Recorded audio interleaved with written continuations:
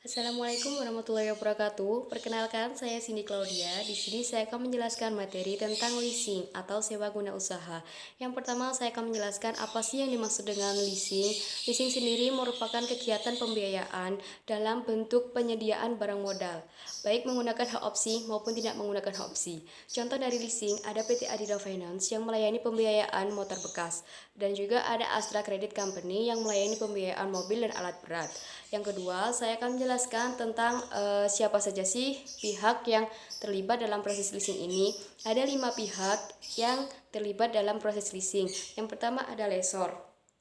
Lessor berperan sebagai pihak yang menyediakan jasa pembiayaan dalam bentuk barang modal kepada lisi. Yang kedua ada lisi. Lisi sendiri berperan sebagai pihak yang memperoleh pembiayaan dari lessor dalam bentuk barang modal. Yang ketiga ada supplier. Supplier sendiri berperan sebagai pihak yang menyediakan barang. Yang keempat ada asuransi. Asuransi berperan sebagai pihak yang menanggung resiko perjanjian antara lessor dan lisi. Serta yang terakhir ada bank. Bank sendiri berperan sebagai pihak yang menyediakan dana. Yang ketiga, saya akan menjelaskan apa saja sih isi dari lease agreement antara lessor dan lisi. Lease agreement sendiri itu yang harus ada itu yang pertama nama dan alamat lisi.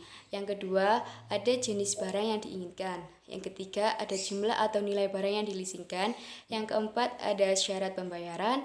Yang kelima ada syarat kepemilikan. Yang keenam ada bunga yang harus dikenakan. Dan juga yang ketujuh harus ada sanksi yang dikenakan apabila terjadi ingkar janji. Serta masa berlaku dari leasing sendiri itu dibagi menjadi 3. Yang pertama, masa berlakunya ada yang 2 tahun. Ini diperuntukkan untuk barang modal golongan pertama. Yang kedua, jangka waktu 3 tahun diperuntukkan untuk barang modal golongan kedua dan ketiga. Serta ada yang berjangka waktu 7 tahun, yang ini digunakan untuk barang modal atau bangunan. Yang keempat, saya akan menjelaskan tentang jenis-jenis biaya yang dibebankan oleh perusahaan leasing kepada lisi. Ada beberapa biaya yang harus dikenakan. Yang pertama ada biaya administrasi, di mana biaya administrasi ini biasanya dikenakan atau dihitung per tahun. Yang kedua ada biaya materai. Biaya materai ini digunakan untuk perjanjian. Yang ketiga ada biaya bunga. Biaya bunga ini diperuntukkan untuk barang yang dileasingkan. Yang keempat ada biaya premi.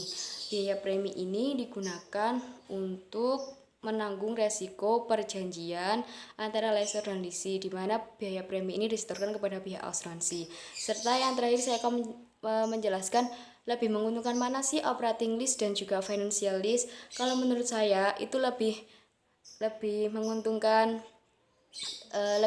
financial lease. Karena mengapa? Karena financial lease itu memberikan kita hak opsi. Kita bisa menggunakan hak opsi ini untuk memperpanjang jangka waktu penyewaan, ataupun kita bisa membeli barang modal yang disewakan tersebut. Serta dalam financial lease ini kita tidak perlu dikenakan PPh dan PPN. Sekian dari saya. Terima kasih. Wassalamualaikum warahmatullahi wabarakatuh.